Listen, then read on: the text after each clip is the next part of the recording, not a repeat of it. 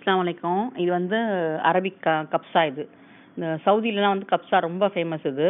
அதே மாதிரி Dubai, Bahrain, Qatar அந்த இடத்துலையும் அந்த கப்ஸா வந்து ரொம்ப ஃபேமஸ்ஸு. நான் வந்து கப்ஸா உரன்னு நினச்சிக்காதீங்க. இந்த ரைஸ் அந்த பிரியாணி அரபிக் பிரியாணி பேரே கப்ஸா தாங்க. தேவையான பொருட்கள் வந்து chicken whole legs 4 piece, sliced onion 2, tomato 1 number, cinnamon அதாவது பட்டை வந்து ஒரு பட்டை 1 இன்ச் சைஸு. இது சிக்கன் ஸ்டாக் எடுத்துக்கணும். மெயினாக இன்க்ரீடியன்ட் வந்து இந்த லெமன், ட்ரைடு லெமன் பெருசாக இருக்கும். அதுதான் இந்த ரைஸ்க்கே வந்து பெரிய இது. அருமையாக இருக்கும். எப்படி செய்யுதுன்னு பார்க்கலாம் வாங்க. ஒன்று ஒன்றா இருக்கும் நெத்துன்றது பாருங்கள். இங்கே வந்து டோனார் பிராண்ட் அரிசின்னு விற்கிது. அப்படி கிடைக்கலனாக்கா ஊரில் லில்லின்ற அரிசியில் வந்து ரொம்ப நல்லா வருது. 4 பெரிய ஹோல் லெக் எடுத்திருக்கேன். வெங்காயம் வந்து ஸ்லைஸ் பண்ணி வச்சுருக்கேன். அரிசி வந்து 2 டம்ளர், அதாவது 400 கிராம், 200 + 200 400 கிராம் வந்து நான் களைஞ்சி ஊற வச்சுட்டேன். 4 பீஸையும் நல்லா கழுவி வச்சுங்க, சுத்தம் பண்ணி. அரிசியும் வந்து களைஞ்சி ஊற வச்சுருங்க. செய்யறதுக்கு முன்னாடி ஊற வச்சுருங்க. ஒரு 20 நிமிஷம் கணக்கு, அப்படி இல்லைன்னா ஒரு மணி நேரமும் ஊற வைக்கலாம். அந்த 4 பீஸையும் போட்டு 4 டம்ளர் தண்ணி ஊற்றி சிக்கன் ஸ்டாக் எடுத்துங்க. ஊர்லேயும் விற்கும், சென்னையிலையும் விற்கும், இங்கேயும் இருக்குது. அந்த மாதிரி நார் பிராண்டு இல்லைனாக்கா மேகி பிராண்டு இந்த மாதிரி சிக்கன் ஸ்டாக் போட்டுங்க. கொஞ்சம் லைட்டாக பெப்பரு. சிக்கன் ஸ்டாக்லேயே வந்து நல்லா உப்புலாம் இருக்கும், அதனால் ரொம்ப உப்பு போட தேவையில்லை. அது வரைக்கும் போட்டு அந்த குக்கரை மூடி வேக விட்ருங்க. இது லெமன் தான், இந்த லெமன் தான் முக்கியம். இதில் பட்டை 1 இன்ச் சைஸ் 2 எடுத்திருக்கேன். கிராம்பு, ஏலக்காய் நல்லா வெந்துருச்சது. தனியாக தாளிப்போம் இதை. ஆயில் ப்ளஸ் பட்டர் ஊற்றிங்க. இதில் வச்ச ஒரு பேனில், எந்த பேனில் தாளிக்கிறீங்களோ அதில் ஆயில் ப்ளஸ் பட்டர் எடுத்துட்டு வெங்காயம் போட்டு தாளிக்கணும். எதுவுமே வந்து ரொம்ப முருகி விட வேண்டாம்.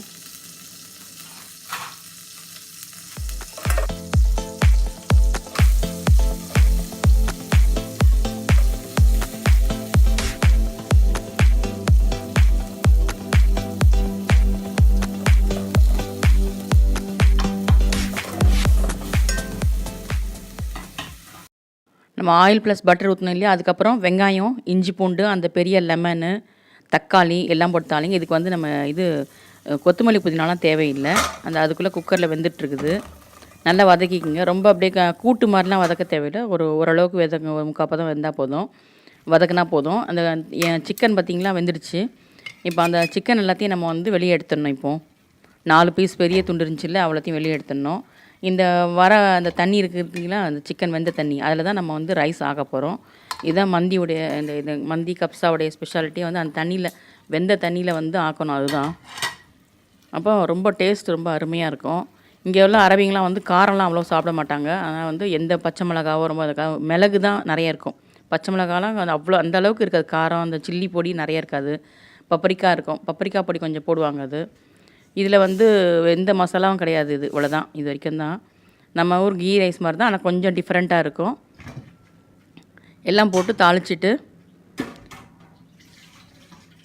கொஞ்சம் டிஃப்ரெண்ட்டாக இருக்கும்னாக்கா அதில் வந்து இதை நம்ம அந்த கிரில் எடுத்து வச்சோம்ல அந்த சிக்கன், அதை வந்து கிரில் பண்ணி வைக்கணும்.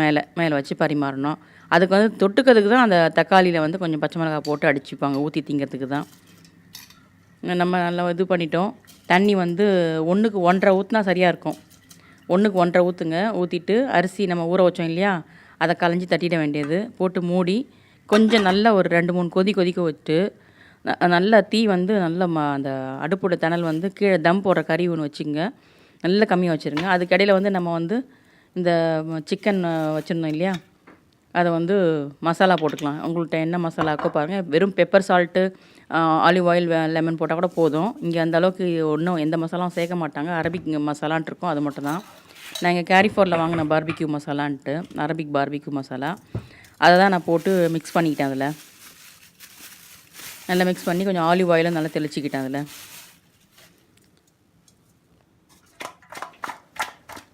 அதில் வந்து நல்லா பரட்டி விடுங்க. நல்லா எல்லா சிக்கன்லேயும் போடுற மாதிரி பரட்டிட்டு, நான் வந்து கிரில் பண்ணுற இதில் வந்து மைக்ரோவேவ் கிரில் தான் இது. நீங்கள் வந்து ஓவன் கிரில்லையும் பண்ணலாம். இல்லை முடியலனாக்கா ஓவன் இல்லாதவங்க தவாலையும் நீங்கள் மெதுவாக பொரிச்சு எடுக்கலாம். இதில் வந்து அதில் நல்லா பட்டர் தடவிட்டு அந்த 4 சிக்கன் நம்ம இது பண்ணி வச்சுருக்கோம்ல, பெரிய whole legs, Arabic barbecue masala போட்டு வச்சுருக்கோம் இல்லையா, அதை வந்து அதில் தட்டில் அடுக்கி வச்சு நம்ம வந்து மைக்ரோவேவ் பண்ண வேண்டியது. மைக்ரோவேவில் கிரில் மோடில், அந்த தந்தூரி கிரில் மோடில் நான் போட்டுட்டேன். அது தானே ஆட்டோ செட்டப் தான், தனியாக வந்துடும். அது தானே கிரில்லாகி வந்துடும். அந்த டைமுக்கு grill ஆகி வந்துடும். நான் இடையில கொஞ்சம் திருப்பி மட்டும் விட்டுக்கிட்டேன். அதுக்கடையில் வந்து இந்த தம் போடுற கருவிகளை வச்சுருங்க. வச்சுட்டு அதுக்கு மேலே நம்ம வந்து கொதிக்க வச்சு அரிசி தாளித்து கொதிக்க வச்சோம் இல்லையா, அந்த சட்டியை வந்து ஏற்றி விட்டுருங்க. தம் போடுற கறி வச்சிட்டிங்கனாக்கா நீங்கள் உங்களுக்கு எந்த கவலையும் இருக்காது, அடி பிடிக்கும்ன்றது. நல்லா ஆனால் சிம்மில் வச்சுருங்க. இது எவ்வளோ நேரம் விட்றீங்களோ அவ்வளோ, அரை மணி நேரம் கூட விடலாம் நீங்கள், நல்லா கம்மி தீயில் வச்சு. இது வந்து இதுக்கு உண்டான சட்னி. இது தக்காளி, பச்சை மிளகா, கொத்தமல்லி கொஞ்சம் போட்டு அப்படியே ஒரு ஜஸ்ட் அப்படியே கொதன்னு அரைச்சி வைக்கிறேன், அவ்வளோதான். அதுக்குள்ளே கிரில்லாம் ஆகி வந்துடுச்சு. செட் பண்ணது வந்து நான் தந்தூரி கிரில் செட் பண்ணதில் சாப்பாடும் நல்லா தம்மாகி வந்துடுச்சு. அதுக்கு மேலே நான் வந்து சிக்கனை வச்சு கொஞ்சம் நேரம் மூடி வச்சுட்டேன். இது உங்களுக்கு நல்ல பார்பிக்யூ ஸ்மெல் நல்லா வரணுன்னாக்கா ஒரு கோல் வந்து நீங்கள் நல்லா கறி எரிய விட்டு அதில் வந்து உள்ளே ஒரு சின்ன கிண்ணத்தில் வச்சு நீங்கள் ஆயில் அது மேலே ஊற்றி மூடின உடனே மூட்டிங்கனாக்கா உங்களுக்கு வந்து நல்ல சார்கோல் எஃபெக்ட் கிடைக்கும். அதில் நல்லா அருமையான பிரியாணி. இது லைட் பிரியாணி, குழந்தைங்களுக்கு ரொம்ப பிடிக்கும். கண்டிப்பாக இது பிடிக்கும். மசாலா இல்லாமல் லைட்டாக இருக்குது. இதுக்கு வந்து தக்காளி தான் ஊற்றி சாப்பிட்றது. இதுதான் செட்டு நான் செஞ்சு வச்சுருக்கிறது. இதோடு சேர்த்து நான் குனாஃபான்ற அரபிக் ஸ்வீட்டும் செஞ்சுருந்தேன். அப்போது அதை ஆல்ரெடி போஸ்ட் பண்ணிட்டேன். இது முன்னாடி செஞ்ச ரெசிபி தான் இது. இப்போ நான் போஸ்ட் பண்ணியிருக்கேன். டீட்டெயில் ரெசிபி மறுபடியும் தெரியணுனாக்கா எதாவது கீழே கமெண்ட் பாக்ஸில் கொடுங்க, நான் மட்டனில் மறுபடியும் போடுறேன். நான் இது வந்து எல்லாமே எடிட் பண்ணுறது எப்படி வருதுன்னு தெரில. எனக்கு கொஞ்சம் கஷ்டமாக இருக்குது எடிட் பண்ணுறது. கொஞ்சம் அதாவது பிக்சர் எடிட் பண்ணி பண்ணுறேன். கொஞ்சம் அரபிக் கப்ஸா, பொட்டேட்டோ, அதுக்கப்புறம் அந்த கிரில் பண்ண சிக்கன்னு எல்லாம் ரெடி ஆகிடுச்சு. தயிர் வச்சுருக்கேன் எக்ஸ்ட்ரா.